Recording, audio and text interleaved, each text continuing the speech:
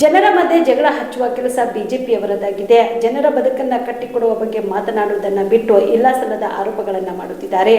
ಬಿಜೆಪಿಯವರು ನಮಗೆ ಭ್ರಷ್ಟಾಚಾರದ ಬಗ್ಗೆ ಪಾಠ ಹೇಳಿಕೊಳ್ಳಕ್ಕೆ ಹೊರಟಿದ್ದಾರೆ. ಅವರಿಗೆ ನಾಚಿಕೆ ಆಗಬೇಕು ಎಂದು ಸಚಿವ ಡಾಕ್ಟರ್ ಶರಣಪ್ರಕಾಶ್ ಪಾಟೀಲ್ ಬಿಜೆಪಿ ವಿರುದ್ಧ ಹರಿಹಾಯ್ದರು. ಕಲಬುರಗಿಯಲ್ಲಿ ಸುದ್ದಿಗಾರರೊಂದಿಗೆ ಮಾತನಾಡಿದ ಅವರು, ಬಿಜೆಪಿಯವರ ಕೆಲಸ ಕೇವಲ ಜನರ ಮಧ್ಯೆ ವೈಷಮ್ಯ ಬಿತ್ತುವುದು ಆಗಿದೆ. ಅವರು ಎಂದಿಗೂ ಸಾರ್ವಜನಿಕ ಹಿತಾಸಕ್ತಿಯ ಬಗ್ಗೆ ಮಾತನಾಡುವುದೇ ಇಲ್ಲ ಎಂದು ಆಕ್ರೋಶ ವ್ಯಕ್ತಪಡಿಸಿದರು. ಗುತ್ತಿಗೆದಾರನ ಆತ್ಮಹತ್ಯೆಗೂ ಸಚಿವ ಪ್ರಿಯಾಂಕ್ ಖರ್ಗೆ ಅವರಿಗೂ ಸಂಬಂಧವಿಲ್ಲ. ಅವರದೇ ಸರ್ಕಾರ ಇದ್ದಾಗ ಒಂದೇ ಒಂದು ಕೇಸ್ ಸಿಬಿಐಗೆ ಕೊಟ್ಟಿರಲಿಲ್ಲ.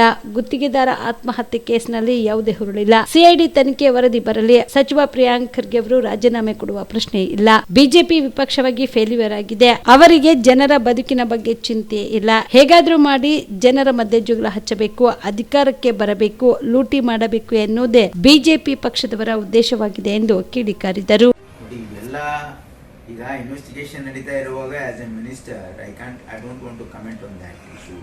ಯಾಕಂದ್ರೆ ನಾವು it will be as if I am giving expressing my opinion ಅಂತಂದ್ರೆ it might influence the investigation ಅನ್ನೋ ಕಾರಣಕ್ಕಾಗಿ ನಾವು as a minister as a part of the government I don't want to comment on that.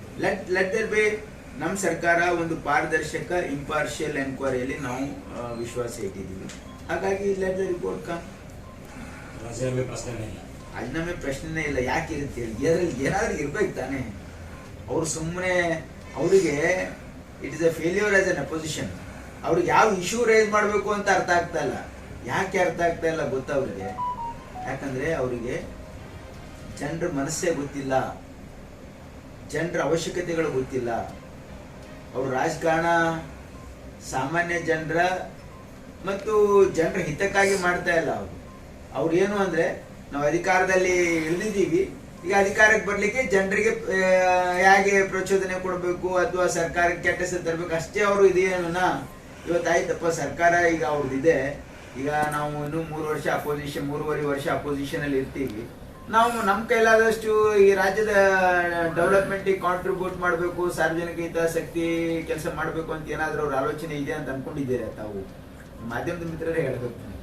ಅವ್ರಿಗೆ ಒಂದು ಪ್ರಶ್ನೆ ಕೇಳಿ ನೀವು ಅವರಿಗೆ ಪಾಸಿಟಿವ್ ಅವ್ರಿಗೆ ಒಂದು ಪ್ರಶ್ನೆ ಕೇಳಿ ನನ್ನ ಕಡೆಯಿಂದ. ಅವರಿಗೆ ನಮ್ಮ ಅಪೋಸಿಷನ್ ಲೀಡರ್ ಅವರಿಗೆ ಮತ್ತು ಪಕ್ಷದ ಅಧ್ಯಕ್ಷರಿಗೆ, ಪ್ರಮುಖ ಲೀಡರ್ಸಿಗೆ, what is your envision for development of Karnataka ಅಂತ ಕೇಳಿ.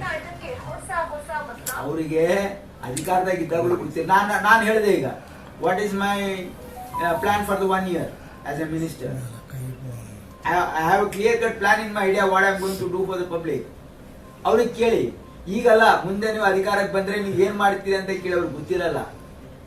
You see, because they have not applied their mind in that direction at all. ಅವ್ರು ಆ ಒಂದು ಆಲೋಚನೆಗಳೇ ಇರಲ್ಲ ಅವ್ರಿಗೆ.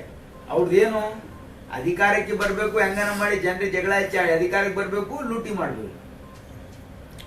ನಾವು ಜನರ ಸೇವೆ ಮಾಡಬೇಕು, ಊರು ಡೆವಲಪ್ಮೆಂಟ್ ಮಾಡಬೇಕು, ಜನರ ಕಷ್ಟ ಸುಖ ಹೇಗಿದೆ ನೋಡಬೇಕು, ಜನರ ಜೀವನದಲ್ಲಿ ಬದಲಾವಣೆ ತರಬೇಕು ಅನ್ನೋ ಆಲೋಚನೆನೂ ಕೂಡ ಅವ್ರಿಗಿಲ್ಲ. This is very bad. Political situation ಯಾವ ಕಡೆ ಹೋಗ್ತಾ ಇದೆಯಲ್ಲ, ದಿಸ್ ಇಸ್ ವೆರಿ ಬ್ಯಾಡ್.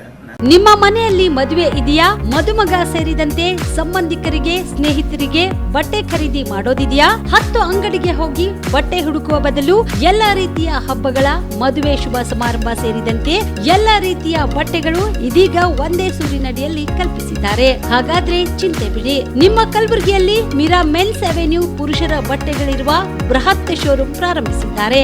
ಇಲ್ಲಿ Manyavar, Blackberrys, Jack and Jones, Rare Rabbit, Spykar, Indian Terrain, Arrow, Mufti, US Polo ಸೇರಿದಂತೆ ಎಲ್ಲ ರೀತಿಯ ಬ್ರಾಂಡೆಡ್ ಬಟ್ಟೆಗಳು ಇಲ್ಲಿ ಲಭ್ಯ.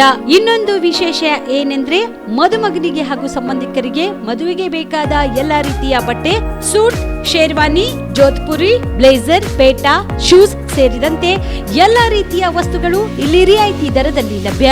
ಮತ್ತೆ ತಡ, ಹಿಂದೆ ಭೇಟಿ ನೀಡಿ. ಕಲ್ಯಾಣ ಕರ್ನಾಟಕದ ಬೃಹತ್ ಬಟ್ಟೆ showroom Meera men's avenue, Lahoti petrol bunk ಮುಂಭಾಗ, ತಿಮ್ಮಾಪುರಿಗೆ ಹೋಗುವ ರಸ್ತೆ, ಕಲಬುರಗಿ. ಹೆಚ್ಚಿನ ಮಾಹಿತಿಗಾಗಿ ಸಂಪರ್ಕಿಸಿ 9916745499.